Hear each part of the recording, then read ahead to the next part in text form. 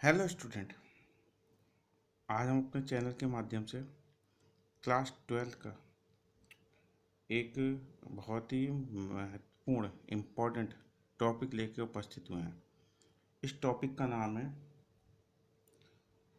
ओम के नियम की व्युत्पत्ति, डेरिवेशन ऑफ ओम्स लॉ। ठीक है, आज हम इसे देखेंगे। क्लास 12 का है और बहुत ही इम्पोर्टेंट टॉपिक है ये। ठीक है, तो लीजिए बिना किसी देर के अपना टॉपिक स्टार्ट करते हैं। और यदि आपको हमारे टॉपिक पसंद आए, हमारा चैनल आपको पसंद आए, तो हमें मोटिवेट करने के लिए हमारे वीडियो को लाइक कीजिएगा और हमारे चैनल को सब्सक्राइब कीजिएगा। चलिए, तो आज का हम अपना टॉपिक स्टार्ट करते हैं, डेरिवेशंस ऑफ ओम्स लॉ। ठीक है, थोड़ा कॉम्प्लिकेटेड है, हम कोशिश करेंगे कि आपको अच्छी तरह से इसे एक्सप्लेन करें। उसके बाद भी यदि आपकी कोई प्रॉब्लम रह जाती है तो आप हमसे कमेंट बॉक्स में पूछ सकते हैं, टेलीग्राम्स पे हमसे मैसेज करके आप पूछ सकते हैं। तो लीजिए स्टार्ट करते हैं। तो सबसे पहले let we have a metal wire of length L and cross section area A. हमारे पास सपोज कीजिए एक मेटल का वायर है, ये देख रहे हैं आप। सपोज कीजिए मेटल वायर है। वैसे आपने बहुत टीनी वायर, बारीक वायर देखे, हमने वो सपोज कीजिए उसे बड़ा कर दिया। वो ऐसे ही होते हैं, सिलेंडर टाइप में होते हैं। तो ये देखिए एक वायर है हमारे पास। ठीक है, and it's cross section area ए, ये देखिए it's cross section area A and length of this wire is L. ठीक, और इस में हमने इलेक्ट्रिक फील्ड अप्लाई किया इस डायरेक्शन में ई, और पोटेंशियल यहाँ से यहाँ तक का, इनके जो एक्सट्रीम्स पॉइंट्स हैं इनके बीच में पोटेंशियल वी है।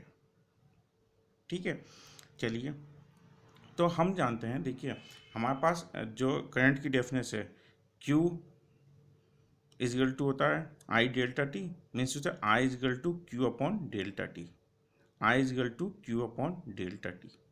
ठीक है, करंट की डेफिनेशन से आप ये जानती हैं अच्छी तरह। अब हमें क्या करना है, इसमें हम ये सब देखना चाहते हैं कि इस क्रॉस सेक्शन में एक्चुअली यहाँ पे कितना चार्ज पास हो रहा है। चार्ज पास होगा तभी तो हमें करंट पता लगेगा। तो हम इस Q को फाइंड आउट करना चाहते हैं। First of all we find out Q।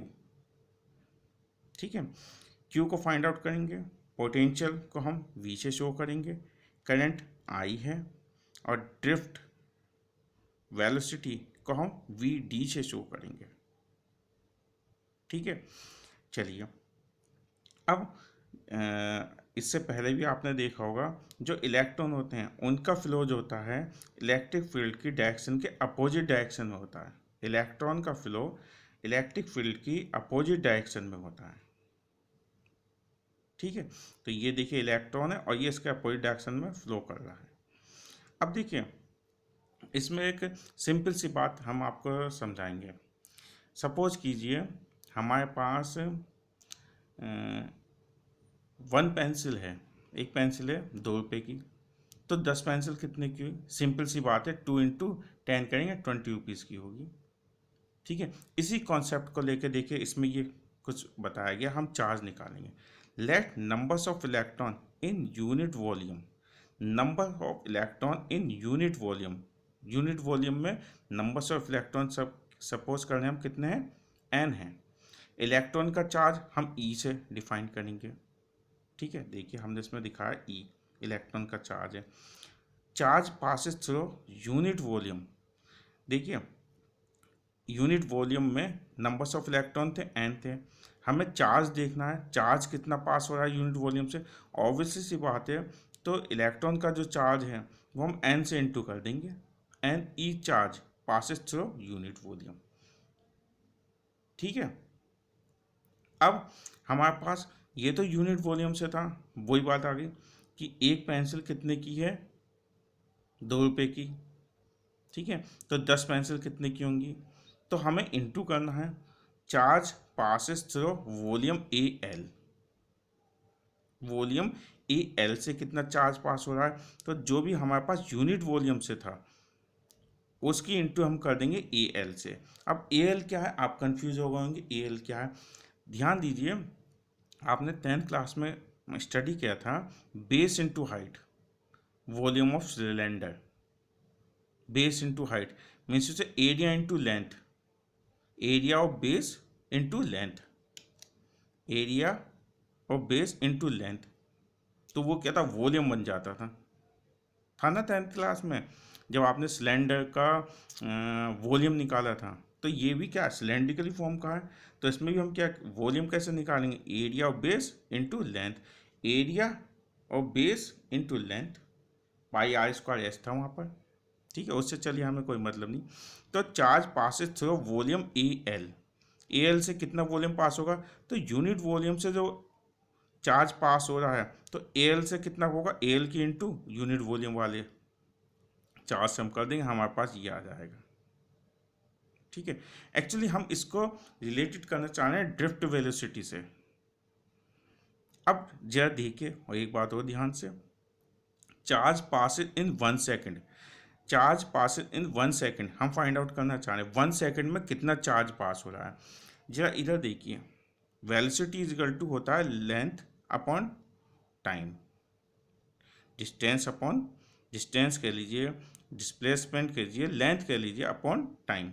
हमने कहा यूनिट 1 सेकेंड में, तो जब आपने डेल्टा टी को 1 सेकेंड करा तो actually V D equal to कितना आ गया एल, मीन्स उसे 1 सेकेंड में जो वो लेंथ है वही उसका वी डी है, वो इसकी वेलोसिटी है, वो उसका जो डिस्प्लेसमेंट है, लेंथ है, डिस्टेंस है, वही उसकी क्या है, वेलोसिटी है।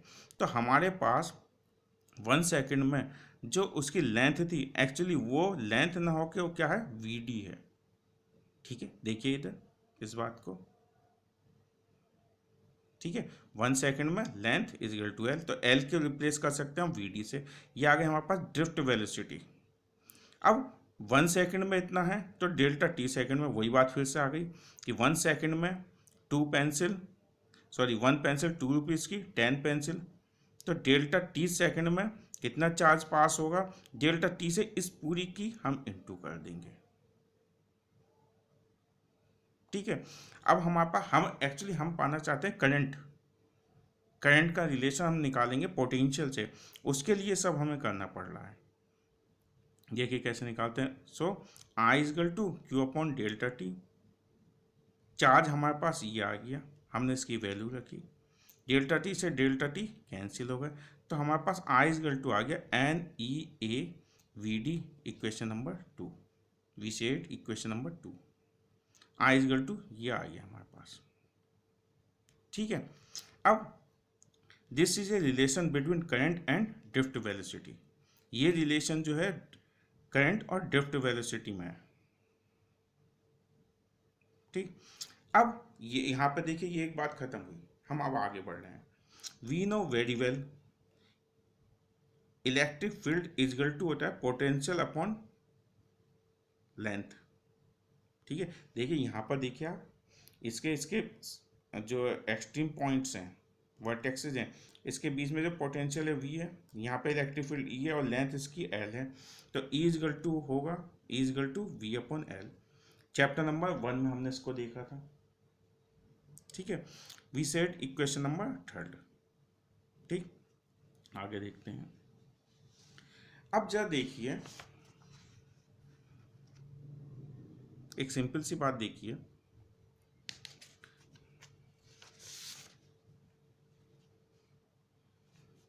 देखिए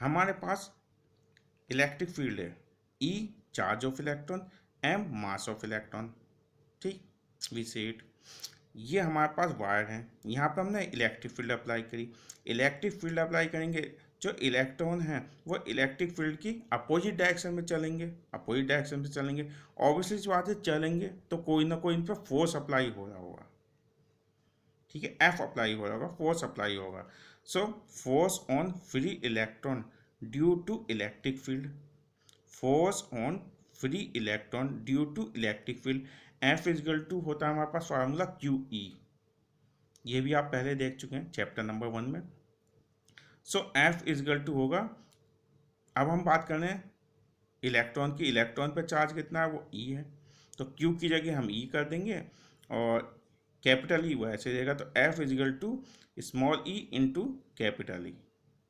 ठीक है, ये तो है चार्ज ऑफ इलेक्ट्रॉन और ये है इलेक्ट्रिक फील्ड। ठीक है, also F equal to M में भी तो होता है force equal to mass into acceleration. तो एक्सीलरेशन यहाँ से अगर हम निकालना चाहें कितना हो गया, एक्सीलरेशन इजिकल टू जाएगा फोर्स अपॉन मास। फोर्स की वैल्यू आप ये वाली रखें ऊपर से, E small E capital E upon M. E की वैल्यू अभी हमने निकाली थी वी अपॉन एल। तो एक्चुअली हमारे पास जो एक्सीलरेशन आया ए इजिकल टू आया E V upon M L. E charge of electron, V potential, M mass of electron, L length of wire. ठीक है, तो ये हमारे पास एक्सीलरेशन आया। इस एक्सीलरेशन से, ये एक्सीलरेशन किसकी वजह से, इसकी वजह से, फील्ड की वजह से, इस एक्सीलरेशन से जो फ्री इलेक्ट्रॉन है वो मूव करना शुरू करेंगे। ठीक, अब देखिए एक नई बात, इस यहाँ तक एक बात खत्म हुई, आई करंट तक एक बात, एक्सीलरेशन तक एक बात। ठीक है, नेक्स्ट अब देखिए जब यहाँ पे एक नई चीज, जब हमारे पास कोई फील्ड नहीं है, ठीक है, जब हमारे पास कोई फील्ड नहीं है, ठीक है, ये फील्ड इलेक्ट्रिक फील्ड नहीं है, तो वेलोसिटी ड्यू टू हीट, मतलब इसमें जो हमारे पास मेटल है उसमें जो वेलोसिटी होगी वो हीट से ही होगी। मतलब हीट जो होती है, जैसे कि आपने कमरे में देखते हैं या उसमें देखते हैं मॉलिक्यूल से एटम हीट की वजह से मूव करते हैं, तो यहाँ पर भी जो इलेक्ट्रॉन्स होंगे वो मूव क्यों करेंगे, हीट की वजह से करेंगे। तो हीट की वजह से जो उसमें इनिशियल वेलोसिटी होगी, मतलब हीट की वजह से उनमें वेलोसिटी होगी, मगर वेलोसिटी कैसी होगी, वो ऐसी होगी कि इलेक्ट्रॉन किसी भी रैंडमली किसी भी डायरेक्शन में मूव कर सकेंगे, ऐसी वेलोसिटी होगी उसकी। और इस वेलोसिटी को हम कह रहे हैं u1। ठीक है, सपोज कि फर्स्ट इलेक्ट्रॉन की बात करें तो हमने u1 से शो कर दिया, मगर इसकी जो एवरेज वेलोसिटी है उसके बारे में देखें कि इसकी एवरेज वेलोसिटी क्या होगी इस कंडीशन में, कि अगर उस पर कोई इलेक्ट्रिक फील्ड नहीं है। ठीक है, आगे देखेंगे इसके बारे में कि इसकी एवरेज वेलोसिटी क्या होगी, क्योंकि इलेक्ट्रॉन है वो चलेगा, टकराएगा, चलेगा, टकराएगा, चलेगा, टकराएगा, यही होता रहेगा, इम्पैक्ट करेगा, फिर मूव करेगा, फिर इम्पैक्ट करेगा, मूव करेगा, इम्पैक्ट करेगा। जैसे ही हमने इसमें इलेक्ट्रिक फील्ड लगाई, ठीक है, इलेक्ट्रिक फील्ड की वजह से ये इलेक्ट्रॉन इधर चलना शुरू कर देंगे, ये तो है ही इनके पास, इससे तो ये मूव करेंगे, मगर ये एक्सटर्नली इलेक्ट्रिक फील्ड लगा के एक एक्सेलरेशन मिलेगा ही नहीं। देखिए इस एक्सेलरेशन की वजह से ये सब इधर मूव करना शुरू कर देंगे, एक पर्टिकुलर डायरेक्शन में मूव करना शुरू कर देंगे। मूव करते हुए भी ये जो इसके आयन से उनसे टकराएंगे, फ्री इलेक्ट्रॉन्स आयन से टकराएंगे। अब हम सपोज कर रहे हैं let time between two impact is tau, let time between two impact is tau. अब देखिए हमने इक्वेशन अप्लाई करी, equation number 1 of motion, v equal to u plus a t, होती है नहीं होती, v equal to u plus a t. क्यों, हमारे पास इनिशियल वेलोसिटी तो है ही है और एक्सीलरेशन भी है और टाइम हमने सपोज करा, तो जो फाइनल वेलोसिटी होगी वो कितनी होगी, v equal to u plus a tau से होगी। इसका मतलब ये जितने भी इलेक्ट्रॉन्स है सभी के साथ ये होगा, ये तो हमने एक पर्टिकुलर बात बताई, सारे इलेक्ट्रॉन्स ये करेंगे। सपोज हीटिंग वेलोसिटी, जिसे हम इनिशियल वेलोसिटी भी कह रहे हैं, ऑफ एनी इलेक्ट्रॉन से first electron is u1। Suppose कि एक इलेक्ट्रॉन हमने सैंपल के तौर पर लिया और उसकी इनिशियल वेलोसिटी थी u1, जब उस पर फील्ड अप्लाई नहीं है, ठीक है, then present in E its velocity will be increase and its become, जब हमने ई अप्लाई करा तो इसकी वेलोसिटी इंक्रीज हो जाएगी equation number motion of equation number 1 से। ठीक है, तो कितनी हो जाएगी, u1 प्लस ए टॉ1, फर्स्ट इलेक्ट्रॉन है तो वो टॉ1 से कह रहे हैं हम। सेकेंड इलेक्ट्रॉन है, सपोज कीजिए उसकी इनिशियल वेलोसिटी u2 थी और एक्सीलरेशन ए है और जो उसका टाइम है वो टॉ2 है। थर्ड का u3 प्लस ए टॉ3 फॉर nth इलेक्ट्रॉन, सपोज कीजिए इस पूरे फिनोमिना में n इलेक्ट्रॉन्स है तो उसकी जो इनिशियल वेलोसिटी होगी वो un plus a toe. A common क्यों है, क्योंकि इलेक्ट्रिक फील्ड ये है, इसकी वजह से ये एक्सीलरेशन है, तो सभी पे ये एक्सीलरेशन लगेगा। वो बात अलग है कि इनिशियल सबकी अलग अलग रही होगी और टाइम जो होगा उनका वो भी अलग अलग रहा होगा। ठीक है, चलिए आगे देखते हैं। देखिए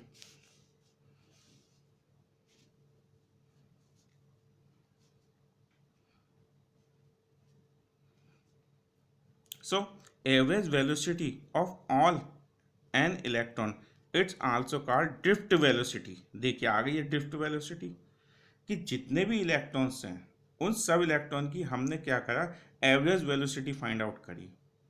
उसे हमने क्या कहा, drift velocity is given by.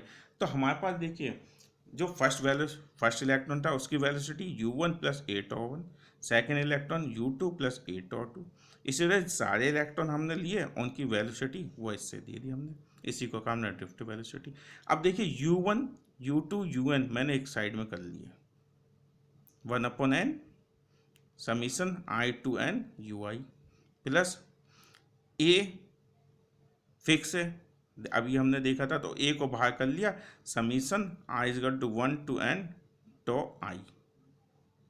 ठीक, अब देखिए ये क्या है, ये बात तब थी, इनिशियल वेलोसिटी तब थी जब उस पर फील्ड नहीं थी। फील्ड नहीं थी तो इलेक्ट्रॉन जो है वो रैंडमली किसी भी डायरेक्शन में चलेगा, ठीक है, और किसी भी डायरेक्शन में चलेगा और वो टक्कर करेगा आयन से, तो फाइनली जो है उसकी एवरेज वेलोसिटी जो है वो जीरो होगी। किसी पर्टिकुलर डायरेक्शन में थोड़ी ना चल रहा है, रैंडमली सब डायरेक्शन में चल रहा है। और हमारे पास वेलोसिटी क्या है, एक वेक्टर क्वांटिटी है, तो जब सबको हमने ऐड किया तो वो जीरो आएगी।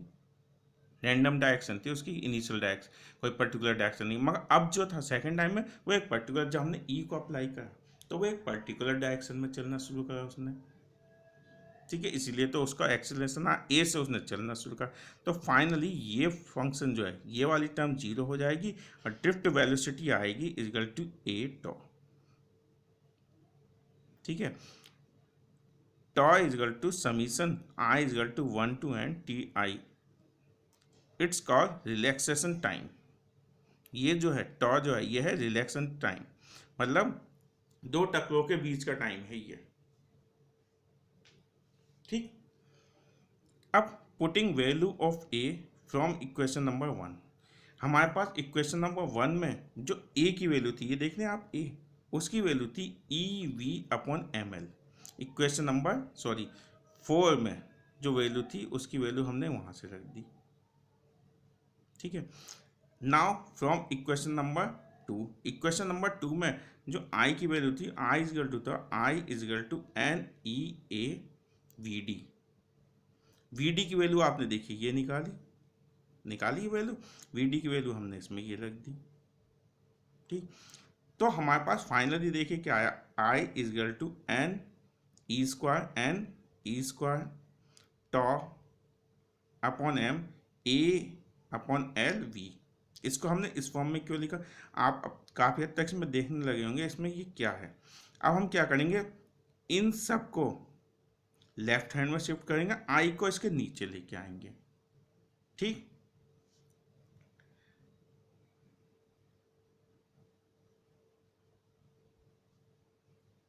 देखिए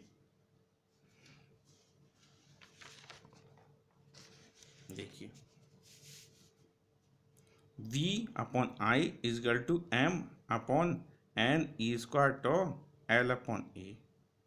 ठीक है, अब पर्टिकुलर टेम्परेचर पे, एक कांस्टेंट टेम्परेचर पे देखिए m जो है मास ऑफ इलेक्ट्रॉन है, चेंज नहीं होगा।